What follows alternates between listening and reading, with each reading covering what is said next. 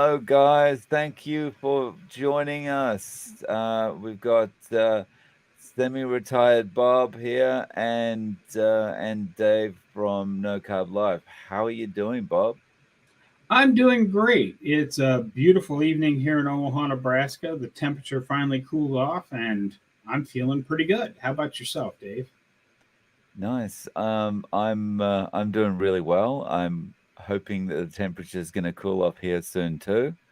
We might need to get another tropical storm through before that happens, though, unfortunately. Um, So yeah, but it's coming to the end of summer, and that's good news. Yes, yes, it is. I Yeah, see we've got some people in the chat there already. yeah, I can't, I don't know if I can see everybody or not, but I see Rick is here. yeah. We got Rick here, and hey, Rick, how you doing? And well, that's Rick as well. We got Craig Smith in. Hey, how you doing, Craig? And Limitless Lindy. Good morning, Texas Donna. How you doing, Donna? She's fantastic, by the way. If you haven't watched any of her stuff, she's moving right along. Yeah, yeah. I really enjoy Donna's stuff, and it was great talking to her too. Um, okay, Lioness Hiker, Diane, how you doing? Cheryl Edwards coming in from Wisconsin. Whoop. Okay, and we've got Baddest Cat. How you doing? So, guys, let us know where you're coming in from. Okay, and we've got Dean coming in from just down the road from me. How you doing, Dean? So, just for reference, Dean and I both live in Osaka, and we caught up a few weeks ago for yakiniku or barbecue dinner, which was great. Okay, Christine coming in from I can't speak today. Vancouver Island, BC, British and Mike's Columbia. here. How you doing, Mike? Hi, Mike. Okay, and we got Rick from Miami. Yeah, we've got John from Boston. And wow, this is jumping a lot. We got a lot of people coming in. That's awesome. We got 41 people in the live already. Guys, as you come in, whether you're watching on my channel or Bob's channel, please do us a massive favor and smash the like button. That would be much appreciated because that will bring more people in, and we can have a much deeper discussion. The more people that are in the chat. Limitless Lindy from Melbourne, Australia. And we've got One Hope for All from Chicago. And M7974 from Mila, Florida. Is that how you pronounce that? Oh, that's Mila is your name. Sorry, sorry, sorry.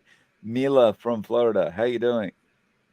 Okay. And how are you doing, Bob? From Diane. I'm doing great. She has a channel now also. She's really nice. As Oh, far as I know, I nice. haven't actually spoken to her yet, but she's on my list of people to contact to try and talk to. She's Oh, been coming into nice. my comments for several weeks now. Awesome. And I hope so, Diane, you're doing Carnivore, I guess. I hope you're doing well on Carnivore. Mary from Missouri, Kansas. Okay. So, guys, we're just going to have a chat, answer some questions, talk about whatever topics you want us to address. So, if you could do us a favor, put a nice big Q in front of any questions that you put in, so that my weary eyes can catch them. And yeah, we'll get to those. So, um, it's the end of your day today, Bob, and the beginning of mine. Yes. So, what's been on the menu for you today? Well, what was on the menu for me today? Talking about just food, I had a pound of hamburger and a half a dozen eggs. It was kind of a light day because I just broke a fast back on Sunday, and I've been eating kind of light this week because I I got into a situation last Thursday where I didn't feel really good because I took a friend to the doctor and then he wanted to stop and eat on the way home, so we did, and my stomach's been a little messed up since then. Um, so I fasted for two and a half days to try and get rid of it, and then I've been eating light. So I just had, I said, a pound of ground beef and a half a dozen eggs today. As far as other things on the menu, of course, I went out and got my usual walk-in. I did today was push-up day, so I did some push-ups, and I've started a stretching routine every day that I'm starting to see some gains from. I'm about 2 months into that. Oh, nice. Yeah. Awesome. So push-up day. So push-ups once a week? I do push-ups every 3 days. I give myself two days of rest in between because I was doing them every other day. The way 90 to 95% of the people out there do push-ups, where you get down in a push-up position and then you just bang them out as fast as you can to try and get it over with.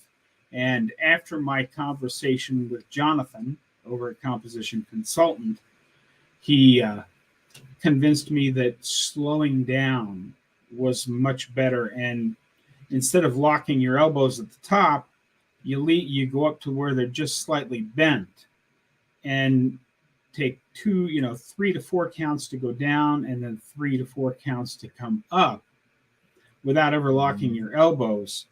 And it doesn't take nearly as long or nearly as many to get the same workout in.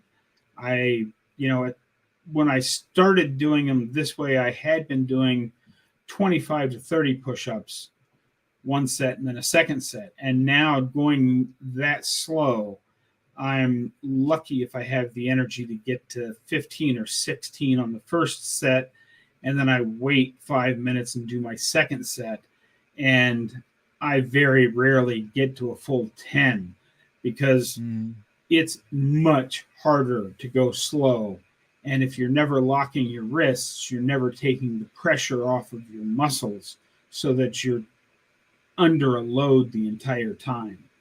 And I've seen some great gains since I started doing it that way. Nice. That's really.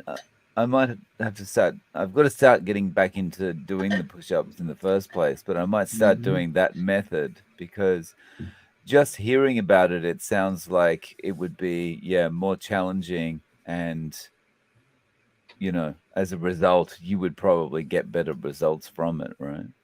Yeah, and it doesn't feel, because if you're like me, trying to crank out 100 push-ups in a day, if the most you can do is 25 or so before you have to take a break, you do some push-ups and you take a break, and then you do some more push-ups and then you take a break, and then you forget you were doing them for a while because you get interested in watching a Dave Mack video on YouTube, and then you get back to it and you do some more push-ups. So it seems to take 45 minutes to an hour to get all your push-ups in, and that's all you've done in that hour. Whereas this way, it takes maybe 2 to 2.5 minutes the first time, rest for 5, and then another minute and a half, and you're just wiped out. You're done.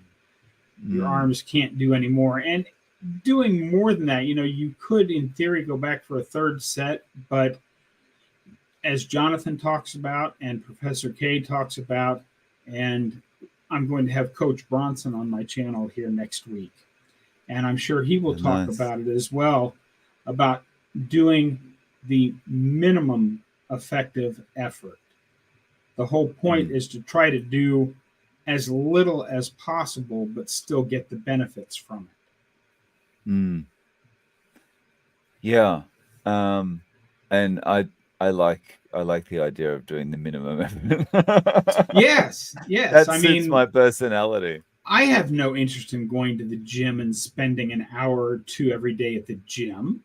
I want to, do what I can here, and the few cable machine exercises I'm doing over at the gym to work on my shoulder strength in directions that I just can't get here at the house with the type, because you can do push-ups with your own body weight and wall pull-ups and even regular pull-ups if you have a pull-up bar. But there are a few positions that you just can't strengthen without a machine. And that's what I'm working on. But I do the most weight I can lift, and I do a couple of sets. I'm in and out of the Y in 20 minutes to a half an hour, and my shoulders are on fire, and I'm done. Mm.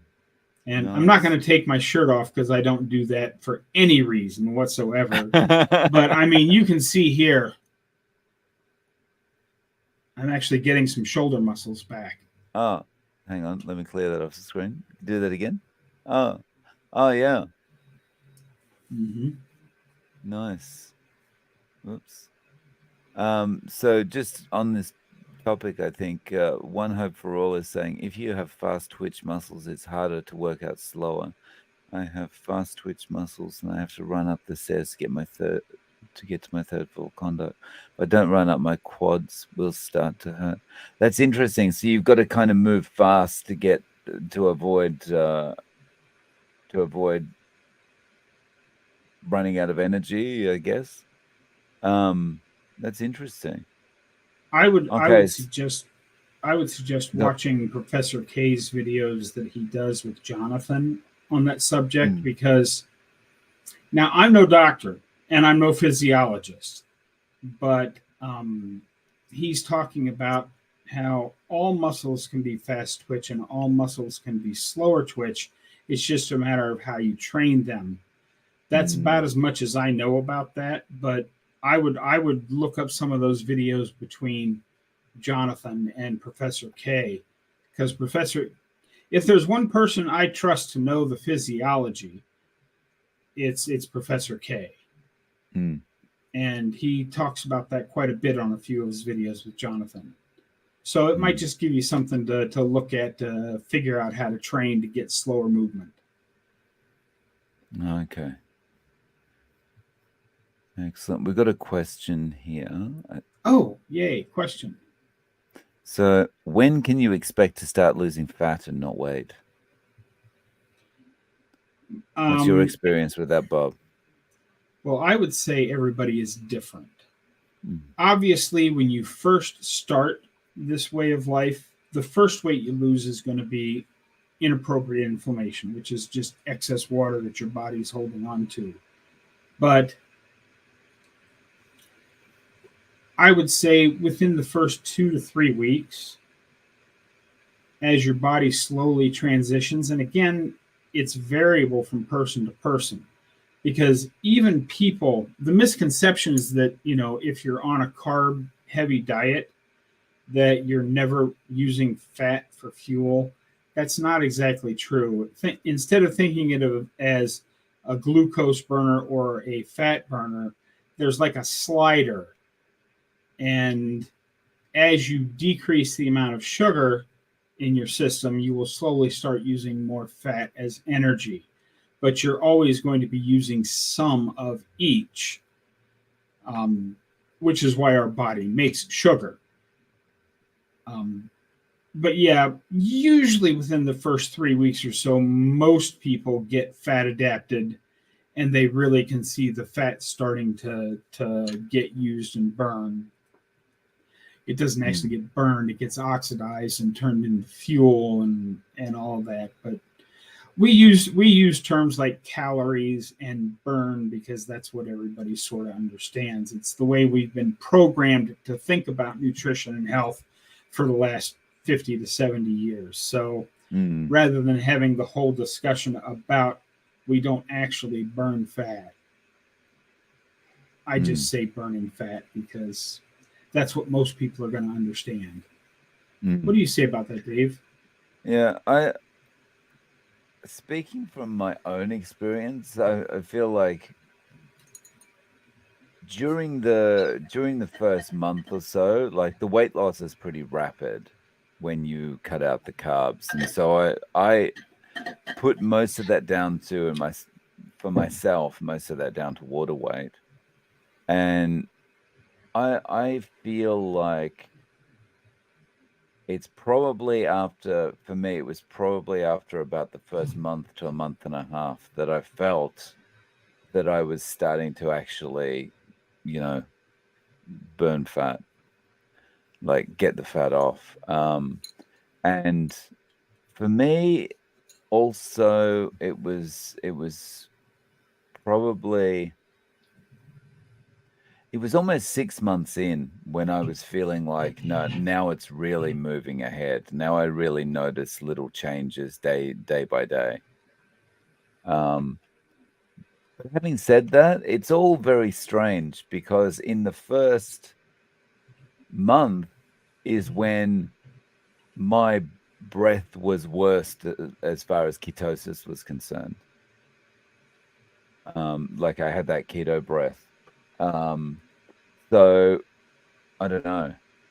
I guess it's really hard to pinpoint the time. Hmm. Mm-hmm. Yeah.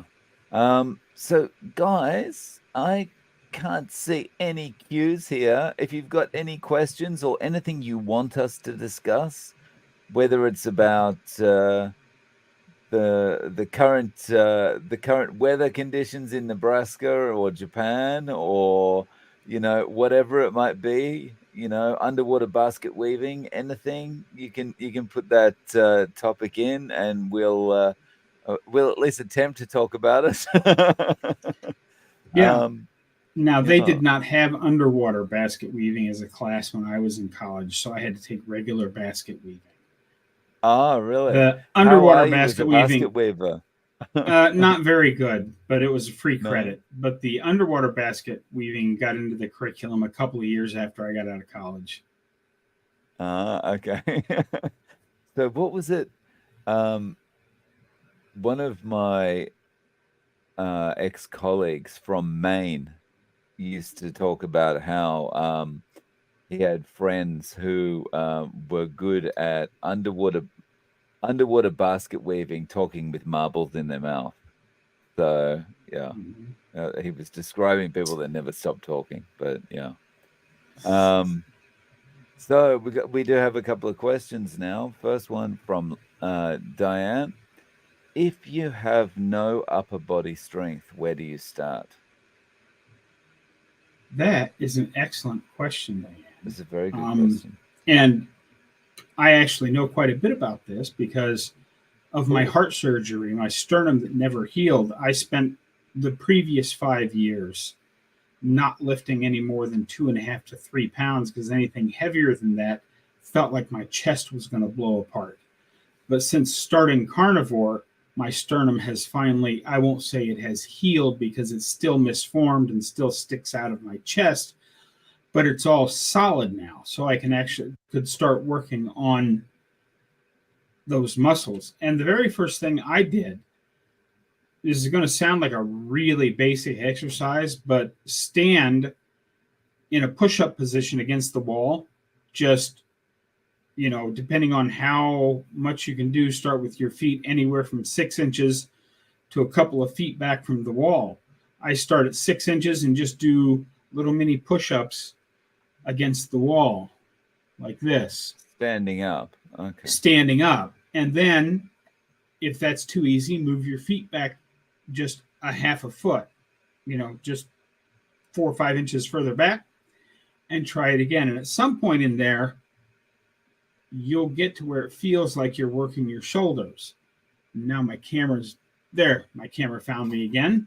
Um, and then from there, slowly keep moving yourself back from the wall. And when you feel like you can't reach the wall anymore, move on to a kitchen countertop or your dining room table and slowly work your way down. Like me, when I started off the wall, I went because I was home, I started on the stairway.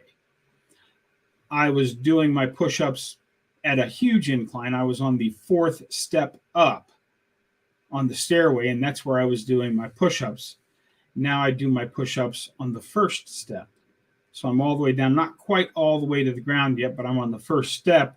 And as an interesting side note, on my stretching that I've been doing, I stand at the bottom of the stairs now, and my legs are actually up on the fourth step. which is Oh, wow. above waist high, which is where I'm stretching at now. Wow.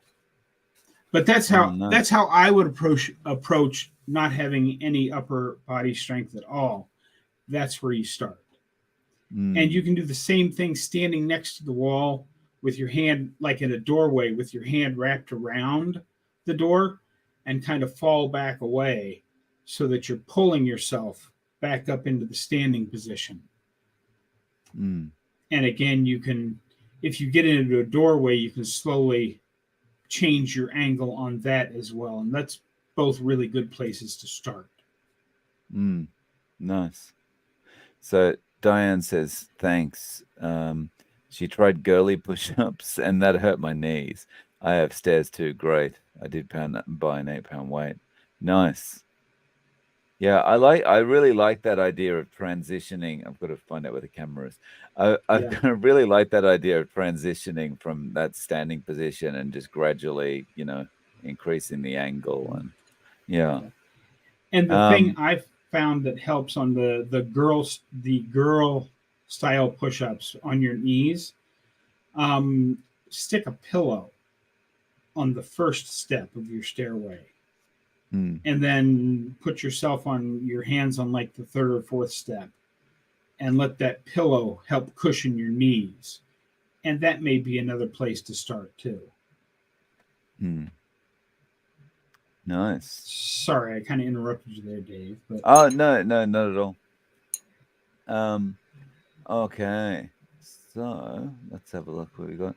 Okay, so Chad's saying hey Chad, my 15 years of teaching scuba, I never did teach underwater basket weaving. why not, Well, man? that's a business opportunity for you right there. Texas Donna. Dave, do you ever make it to the States? And Bob, when are you headed to Texas? All right, Bob, do you want to take the Texas part of the question first?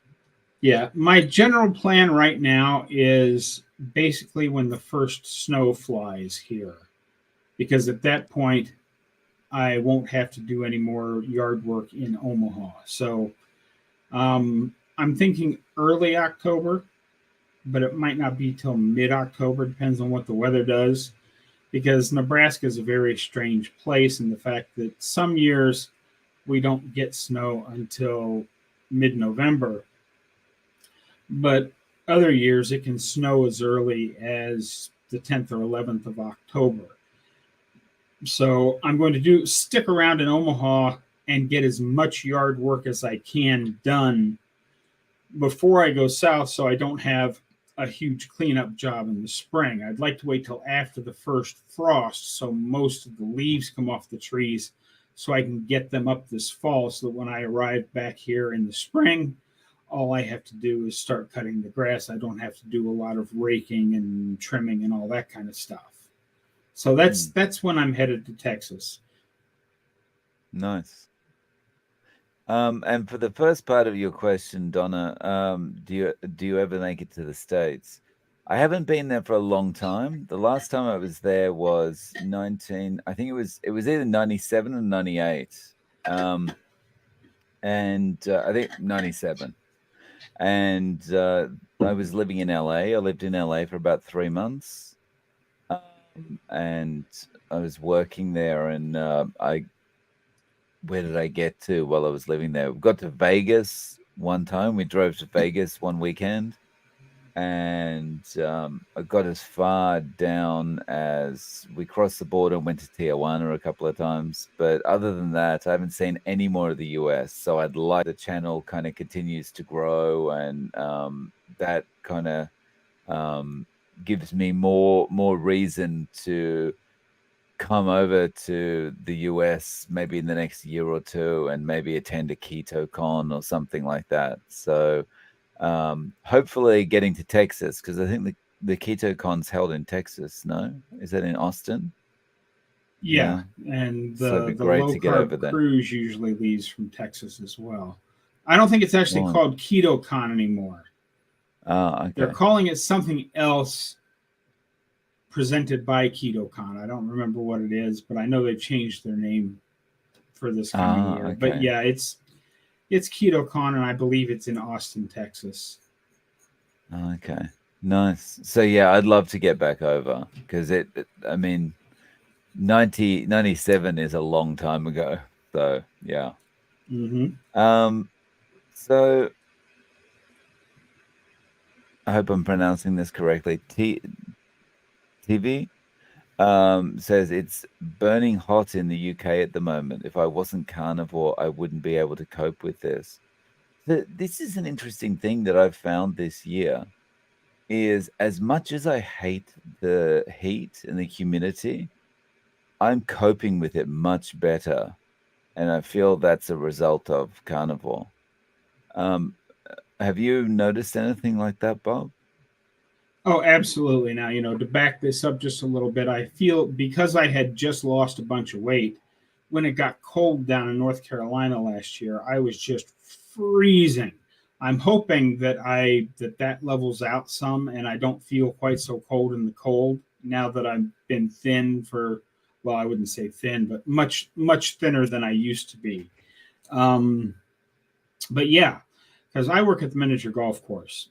And what that means is I'm outside in a basically 8 foot by 8 foot stone block building with a tin roof that also has a cooler that keeps pop and water and Gatorade cold for sale and a slush machine, both of which generate heat. So if it's 100 degrees outside, like it has been the last several weeks, it's between 130 and 140 in the clubhouse. And used to be, I could only work a couple of hours at a time down there. And it was 3 weeks ago. It was the actual temperature was with the humidity, it was like 126, which made it about 100, almost 145 degrees in the clubhouse. And I worked a full 7 hour shift. Now, I did take some electrolyte drops with me and add them to the water a couple times, but I never felt any bad effects from being out in the heat like I used to. Mm, nice. So, and Limitless Lindy is saying, I've lost a bunch of weight, really feeling the cold here in the Aussie winter. First time actually looking forward to summer. I'm not sure I'd be looking forward to the Melbourne summer. That all I remember, like when I think of Melbourne summer, the only thing that comes to mind is getting into my car and being burnt by the seatbelt. It's just, yeah, Melbourne summer is really really tough. So, just on the comment that TV left before, where she was saying, it's really hot in England at the moment, or the UK. Um, I'm really interested how the air conditioning is coping in the UK with this heat and humidity. Someone else mentioned the humidity, Andy. So I when I lived in England, when I lived in London, again, this was years ago, but they in 95 they had an extremely hot summer that they weren't used to, and the air conditioning just couldn't cope.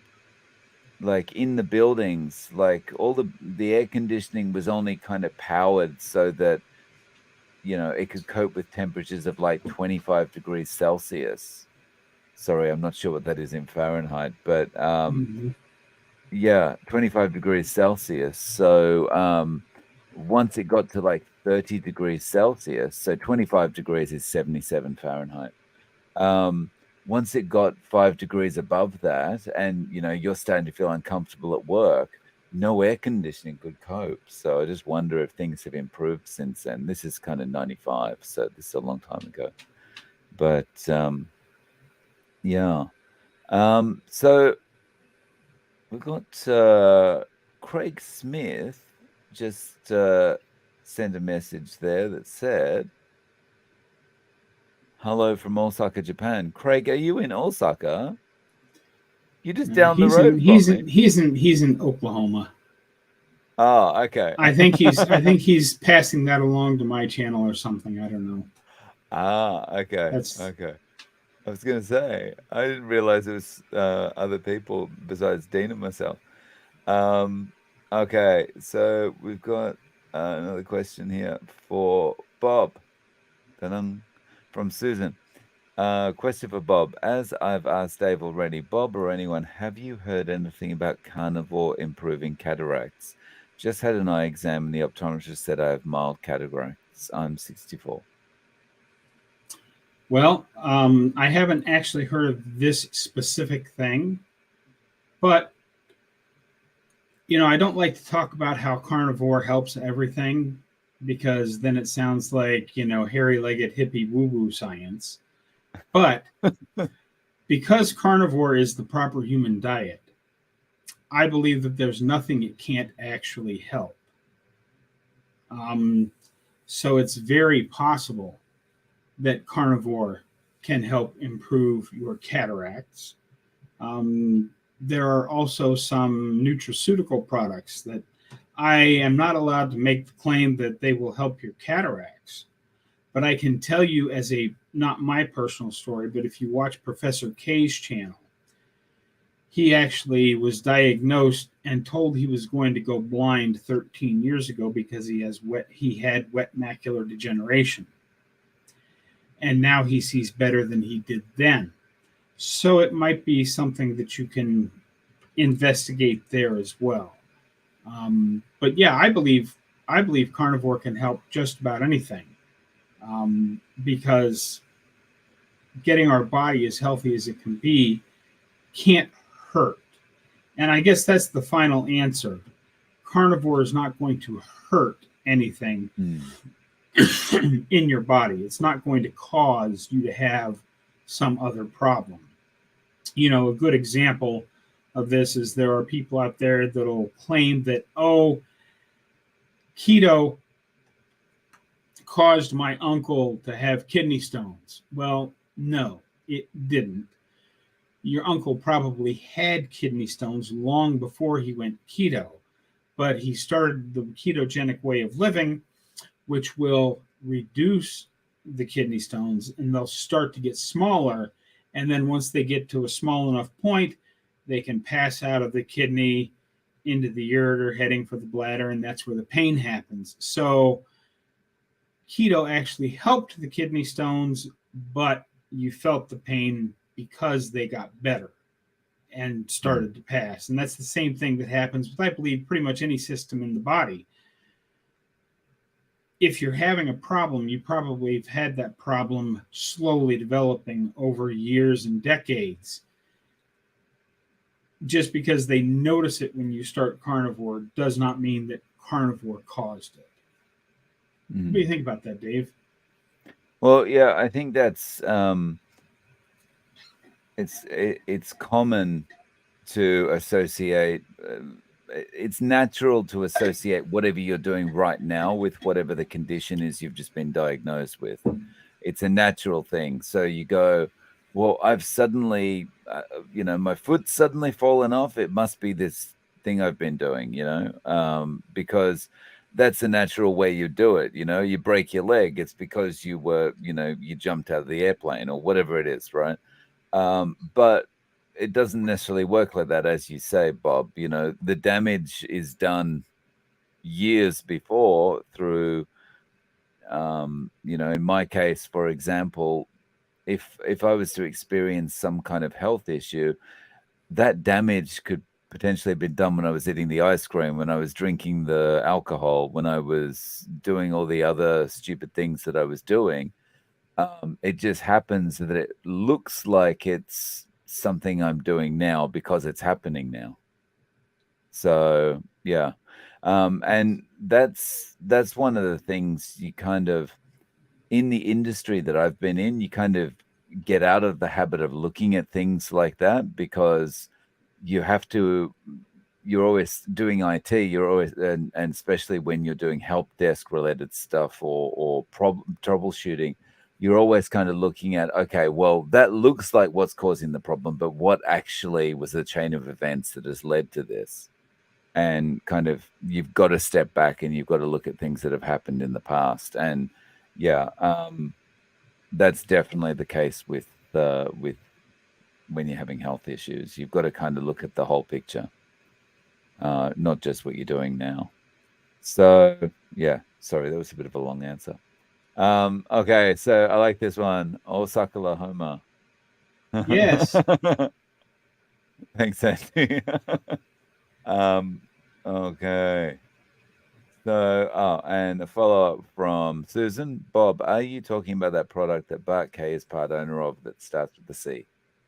Yeah. Well, he is an independent business owner, just as I am an independent business owner. He doesn't actually own any part of the company. In fact, he started using it 13 years ago.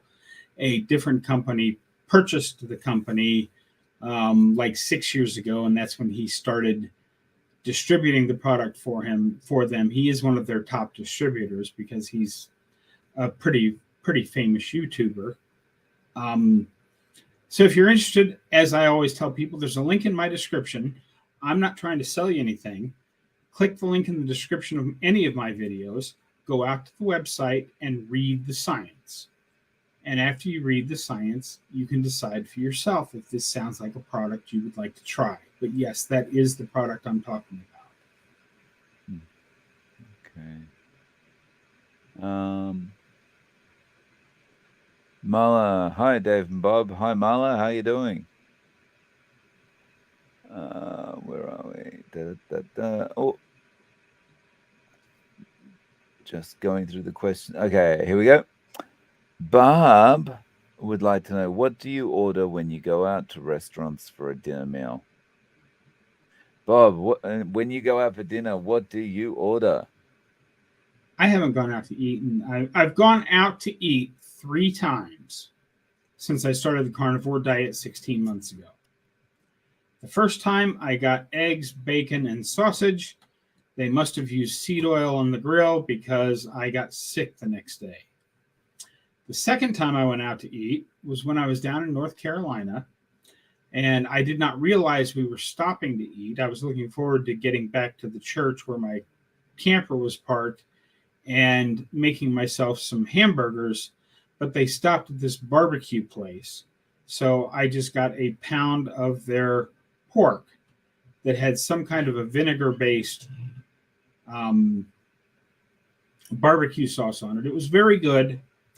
And I will not say that I got food poisoning from that, but I had food poisoning like symptoms for about a week after I ate out. The third time I ate out was just last Thursday.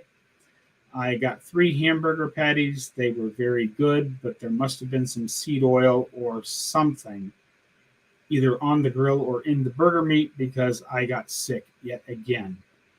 Bottom line is, I don't go out to restaurants. I eat at home. Even prior to doing the carnivore diet, I was never big on restaurants because I can't really afford to go out to restaurants. It's much cheaper to eat at home, so that's what I do. Why go to a restaurant and pay $2 or $3 for a hamburger patty, which is what I see a lot of people doing, when for that same $3, if I bought it on sale, I can get real close to 2 full pounds of hamburger for that at my local grocery store and have a nice big hamburger bowl feast rather than a couple skimpy little burgers. But yeah, if you're going to go out with family, I would get just the steak or just some burger patties, maybe a little cheese on the side. But me personally, I don't go out to eat. What about you, Dave? So I go out to eat maybe once a week or something with family. It's pretty easy to eat carnivore in Japan because you're going to get barbecue, like sliced beef, basically, is a regular meal to eat out. So, yeah, you cook it at your own table, so there's no risk of seed oils. They'll give you a little piece of lard to cook with. Um, so that's all okay. I'm interested to see how I go in Sydney in October, because I'm going to be completely on my own as far as I'll be in a hotel, so I won't really have the facilities to prepare things for myself. So I'll be at the mercy of restaurants. So we'll see how I go. But my experience in Australia is when you go to a restaurant, it's pretty good as far as if you say, I just want the steak, they'll comply with that. They're quite happy to do that. The only issue will be where the seed oils are used. But other than that, yeah, just just eat the steak, but try to avoid the seed oils when you can. Um, okay. Oh, look, we've got so many more people suddenly flooding in. We've got Kip. How you doing, Kip? Did I hear barbecue? How you Uh doing? huh. And Nicole's in the house. How you doing, Nicole? And if you scroll up a Okay. couple of things there, I think Yeah. Minimalist Carnivore had a pretty big statement there. I think I saw. I was looking at my bigger screen Yeah. trying to read. Yeah, Brazilian all you can eat place. I Ah. we have one of those here in Omaha now, but it's all the way down on the other end of town where I don't like to go. Um, but yeah, that seems to be a Mm, really good thing. yeah. But again, I can't afford to go. I think it's a chain called Texas de Brazil that they have one down in Florida right near Joe and Rachel, Two Crazy Ketos, Mm, and they actually buy the the pass card where you go a certain number of times for a price, but it's still, $45 or $50 to go eat a meal there, which is a lot. But it is all you can eat meat, and they bring the meat right to your table and keep slicing it onto you. And I ate at a Brazilian barbecue once about 20 years ago, and wouldn't mind going downtown Omaha to trying that at some point, but I can't really afford to spend that much on one meal. I barely spend that much in a week on food. mm. So did you say that you can get a pass card so you can go in a limited number of times? Oh, no, no, but they will sell you like instead of say $50 for one meal, you can buy a 10 meal card, and that works out to like $35 a meal. So you save money if you Ah, buy a bunch of them at a time. oh, cool. Oh, that's nice. I don't know exactly how it works, but if you're interested in it, talk to Joe and Rachel or Two Crazy Ketos because, as I understand it, that's one of their favorite restaurants Oh, for eating cheers. out. When they eat out, that's one of the places they like to go to. Mm. Okay, so Russ from Homesick Buckeye, how you doing? Ketogenic greetings to two of my favorite carnivores. Yeah, I just Cheers, recorded a Russ. video with. I just recorded a video with Rush yesterday. It should be out on Sunday unless I run into trouble in the edit. Oh, nice. Awesome. Looking forward to it. Where was it? Oh, here we go. Okay. So Craig is asking, how do the Japanese eat so much rice and do not have health issues? This is a good question. So, um, the the from the reading I've done, and the just what I see around me, um, I think like there's some level of adaptation, or that has happened where rice is not is perhaps dealt with better in a Japanese body than it would be in, your typical Western evolved body. But um, Japanese people do have problems. The rates of diabetes once they get older is quite high. And like Japanese people, their whole lives, they do eat a lot of carbohydrate. Um, and I think they they tend to get away. I think things are getting worse as they are all over the world, but they tend to get away with it a lot when they're younger because a lot of the carbs that they're eating are more kind of that slow release kind of carbohydrate rather than the just pure kind of fructose or something, although again it is getting worse. Um, but it seems to hit them later in life. And yeah, so diabetes is still quite prevalent here. Um, but yeah, that's all I got for that one, I think. But that's a good question, Craig. Um, yeah. Okay. Let me have a look if I've missed anything here. Da-da-da. There's a lot of talk about Brazilian steakhouses. This is really started a bit of a conversation. Yeah. Yeah. Okay. So, um, so Craig is asking, do Brazilian steakhouses use vegetable oil? When I go out, it's hard to avoid seed Yeah. oils. Yeah, it is difficult to. I don't know the answer to that. I don't think so. The way I understand it, most of the meat you get served in a place like that is put on a spit over the grill, and they bring the entire spit of meat out to your table and cut hunks off of it. Uh, So I don't think there's any vegetable oil in there. But like I said, it's been, I don't know, 20 years since I've been to one, and the one I went to was down in Memphis, Tennessee. oh, nice. Sorry, just picking something up on my computer. Hey, nice. Um, doo-doo-doo. John says, I'm trying to get a friend of mine who is starting carnivore to stop drinking. He thinks alcohol won't affect the diet, and I say he's 100% wrong. Do you have any thoughts on this one? I've got some thoughts, but you want to go first, Bob? Yeah, well, I say, depending on how bad his diet is now, my first thought is because I've never been a drinker. I mean, that's the one thing I was told back in 1983 that every doctor has told me ever since. When you have gout, you can either drink or you can walk. You can't do both. So I've never been a drinker.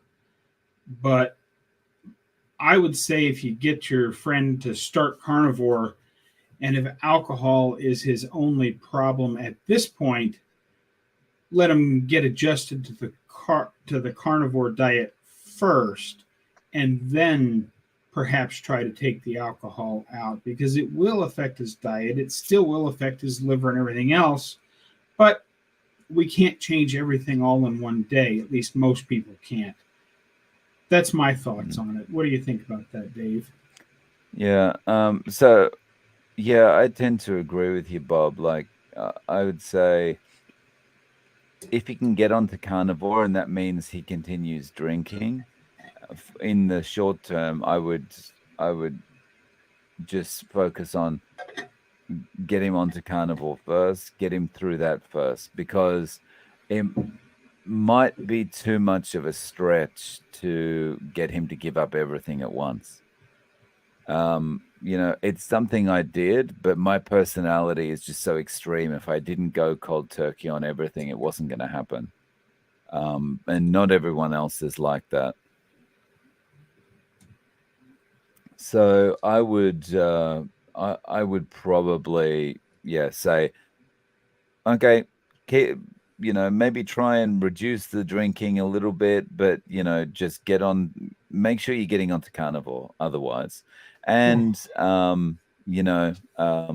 worry about the drinking side of it later, because as he gets onto carnivore and his self-control improves, giving up the drinking is going to be a lot easier then, I think.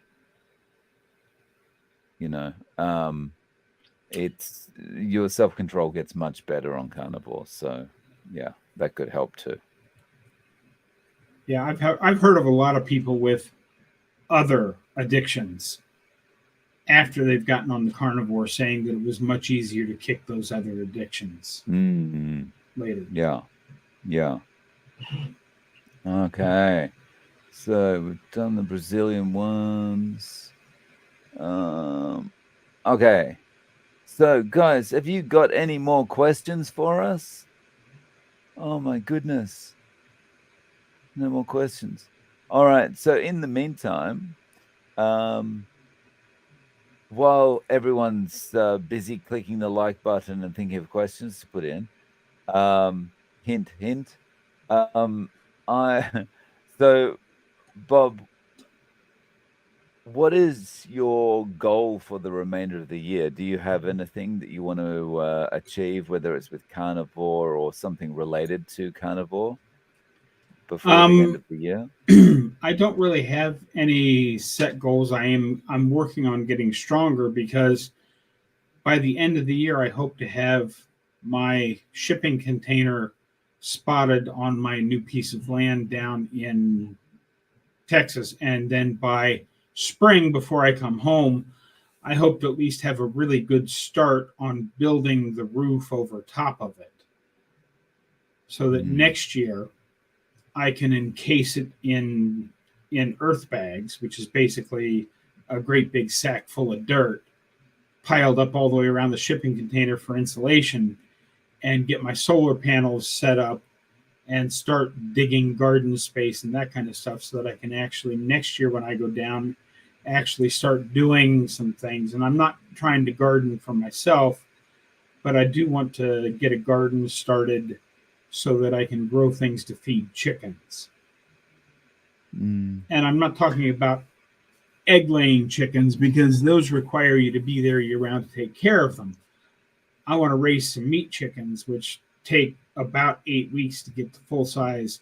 So I want to get them, raise them to 8 weeks, and then butcher them and fill my freezer full of chicken. mm. And that's So that's my basic plans. with your with this container home that you're going to put down there, is the long term plan that you want to move down there permanently, or is that going to be your winter escape from Nebraska? Um, I want it ready to move in full time so that if things continue to go with the people that hate meat eaters, if it continues to slide downhill the way it's going right now, I can move down there full time, raise myself some chickens, raise a couple of goats, raise a couple of sheep. I've got 10 acres, maybe even a cow or two, and basically be self sufficient because it would only take, because I don't eat very much chicken anyway. So 5 to 10 chickens, one sheep, one goat, and one cow would be plenty to feed me for an entire year.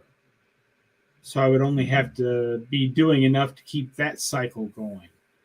mm, And yes, it's far enough out in the middle of nowhere that nobody will come bother me, and I don't have to worry about any regulations because the section of Texas I'm in, other than of course falling under federal law, you're still not allowed to kill anybody out there, um, that kind of stuff. But it's basically unrestricted use land because I'm out in the middle of the desert, so I can basically do what I want when I want. And if I'm raising the animal myself, I don't have to butcher it per specs because I'm not selling it to anybody. I'm going to cut it up and throw it in my freezer. mm. Oh, nice. And so you said you're out in the middle of the desert, but like, does it out there, will it get enough rain and stuff like that for you to be able to, I don't know, grow enough grass, Yeah, make it that's where sustainable? the roof over the shipping container comes in. I'm actually planning on putting about a 20-foot by 40-foot roof over top of the container, and that much space should get it so that I can collect about 13 to 1400 gallons of water per every inch of rain. And Oh, nice. that area of the desert averages about 12 to 12 and a half inches of rain a year, which would be more than enough water, not only for myself to drink, plus water whatever plants I want, water whatever animals I want, and still have some left over by the time the monsoon season comes around again to fill everything back up. Oh, nice. And then, of course, the solar panels for the energy, and then you're all set. Yeah, Nice. Wow. That sounds awesome.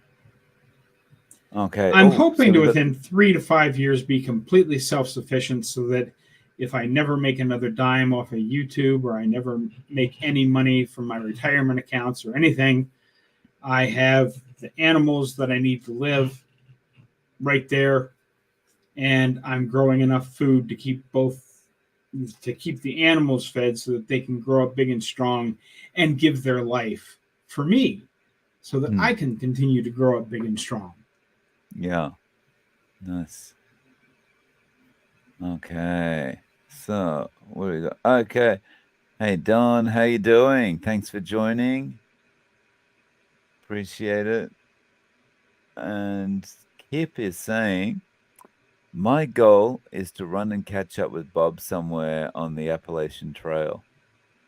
Nice. Awesome. Okay.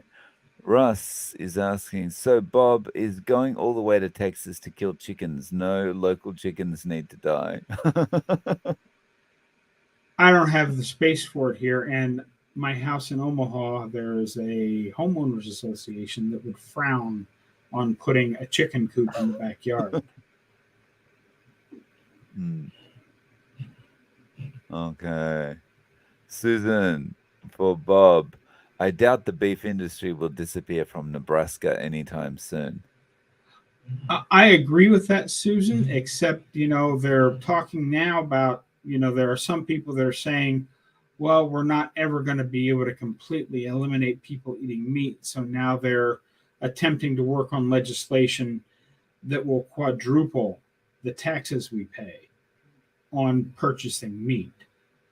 Because right now it's food, you don't pay taxes on that in Nebraska, but they're trying to write the laws in such a way that will basically mean that ground beef goes from 2 to 2.50 a pound to $10 a pound, and ribeye steaks go from 19 to $25 a pound up to $50 a pound is what they're trying to do at this point. Wow. So we'll see what happens as we move forward. Yeah. Wow. It's not That's why, good. as Dr. Baker says, we have to. Everybody that's involved in carnivore needs to stand up and Mm. say something. Yeah, it's in the Yeah. European Union where they're working on a new tax right now, but anything they do over there, they're going to do over here. Guarantee it. Yeah. Well, the thing is, as soon as governments see that, people will accept something and also it can generate more tax revenue, then they're all in for it, right? Well, Oh, yeah, yeah, the EU's doing this. This is working great. Awesome. Let's bring this in over here. Yeah. Um, yeah. Okay. So Mike is asking, how much do you guys drink daily? I recently went from 5 to 4 liters and feeling much better throughout the day. Yeah, I do about 4 or 5 liters, so I'm about a gallon a day. How about you, Bob? yeah. I don't actually track how much I drink. I know that I have my decanter that I fill up with water that's right here next to the my computer, and I drink a lot because I had gout. One of the few things that seemed to actually help my gout back in the day when I had those problems was drinking a lot of water seemed to help. So I've always been a water pusher. Um, and I've never even thought to try and cut the water back. Just anytime I'm thirsty, I drink. And I would, if I had to guess, I'd say I empty, and this is a 28-ounce jug. I'd say I probably fill this up 5 or 6 times a day. Plus, when I'm upstairs, I have another big glass that I drink out of when I'm upstairs, and I fill that a couple of times a day, and it holds 32 ounces. So I'm probably somewhere between a gallon to a gallon and a half of water a day. Hmm. Nice. So, and you're drinking, it's still water, not sparkling. Just water. Yeah. Just water. Um, I don't even have to filter it here because the water, one of the few things that Omaha has going for it is our tap water is actually very good here. oh, nice. Okay. So Carrie from My Metamorphosis. How you doing? Um, and Susie joining late but glad to catch you live. Hey, how you doing, Susie? Okay. And where was I? Okay, so yeah, Chad's about a gallon a day also. Mm-hmm. Um, I drink a sparkling water every day. Love those things. Fun stuff. Yeah. So for me, the reason I asked about the still water, Bob, is because I only drink sparkling water, and I've found it, um, like even before Carnivore, I drank sparkling water, but I've found since I've been on Carnivore, the sparkling water has become addictive.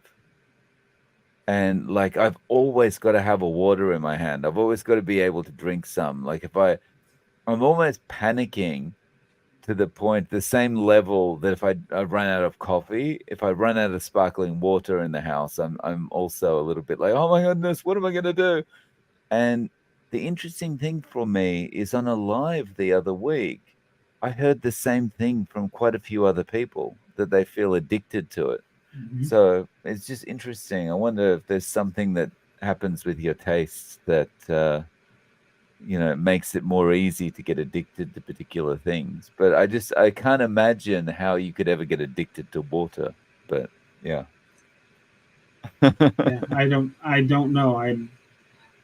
I used sparkling water to break my Diet Coke addiction more than a year ago when I first started this. I used Hmm. Misha Berry's method on slowly adding more sparkling water to the Diet Coke to cut down on how much Diet Coke I was using. And the last six pack that I had bought myself actually got thrown away because it had expired and had been sitting on the kitchen floor for 6 months because I never needed it.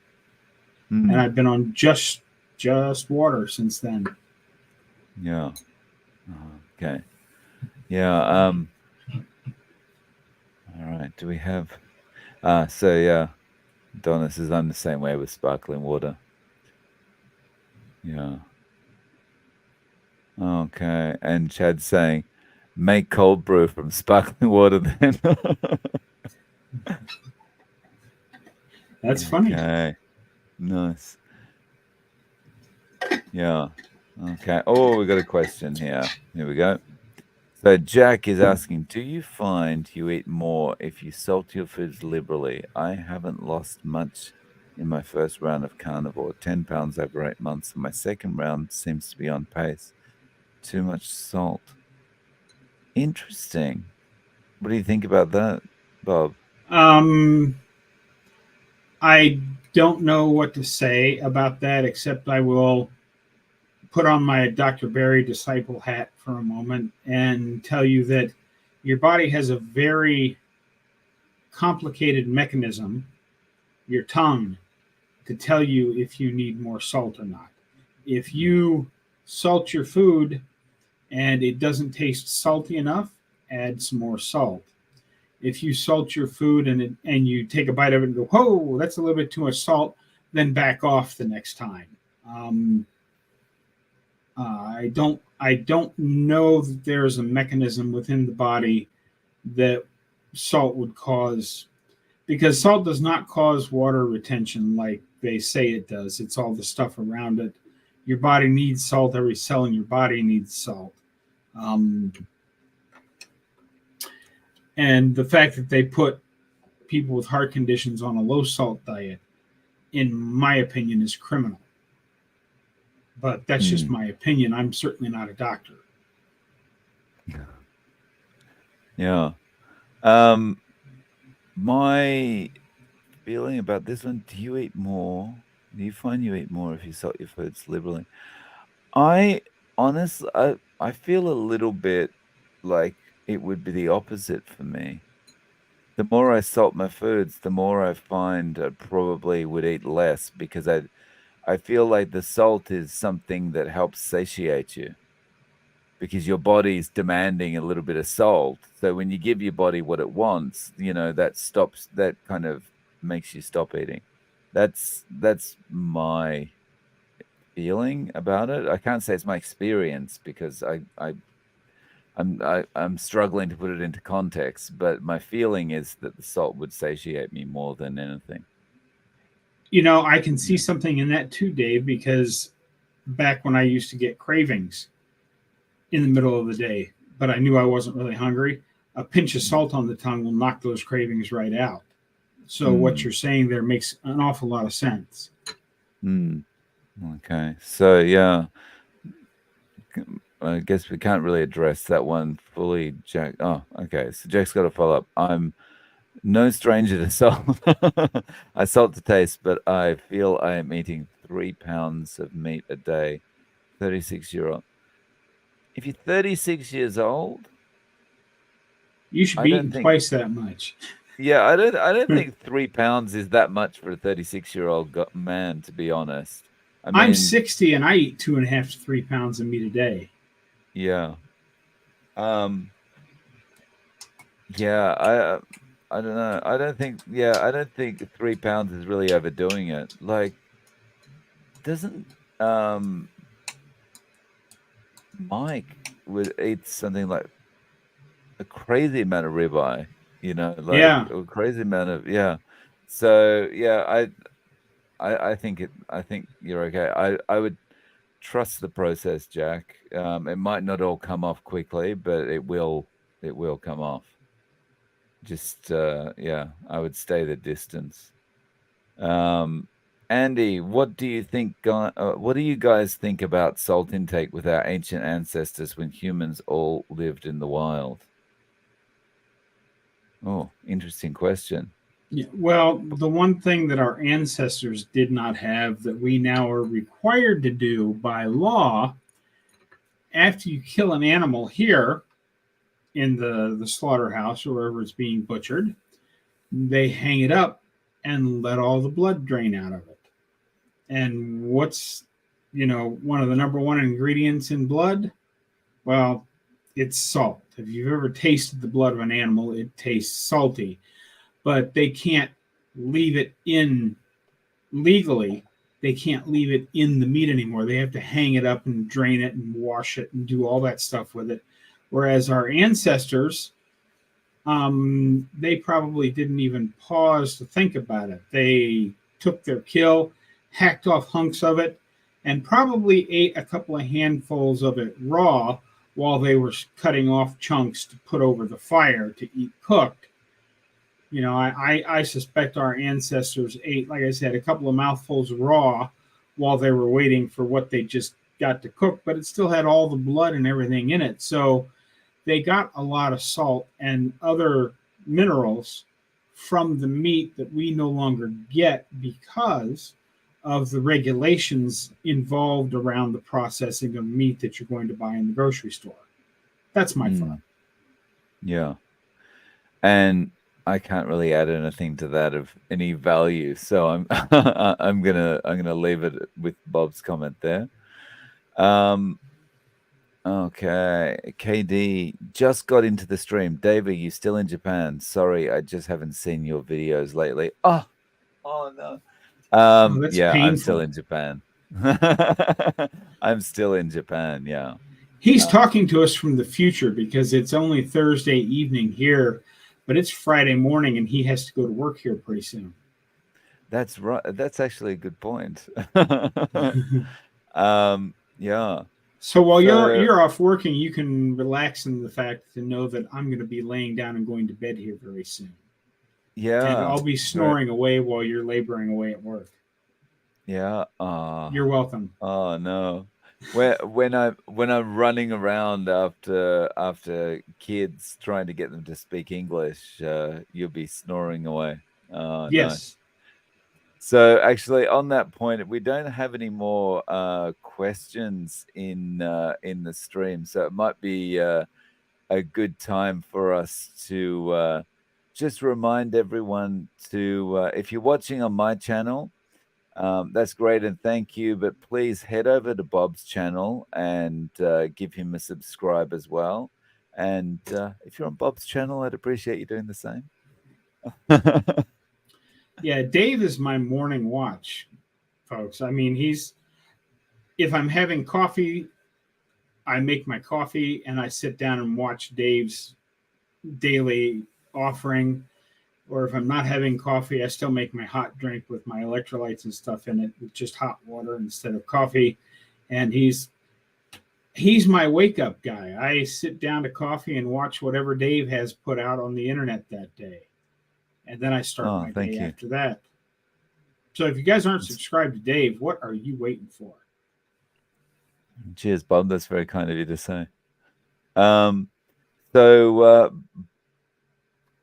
I guess from my side, guys, thank you so much for joining us today. Like I tend to end live streams just talking about this, but I think it bears repeating. When I loaded my first video in October last year, I never thought I'd get to the stage where I could just click a go live button and suddenly there'll be all these people I could talk to. So it's been awesome. So thank you so much for joining us. And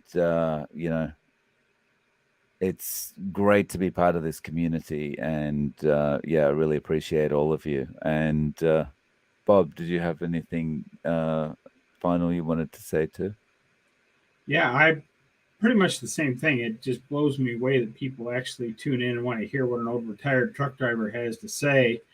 And they keep coming back for more. But the thought I will leave you with tonight is don't forget, get out there, be 1% better. Today, tomorrow, every day. Have a great day, folks. We'll see you in the next one. Cheers, guys. See ya.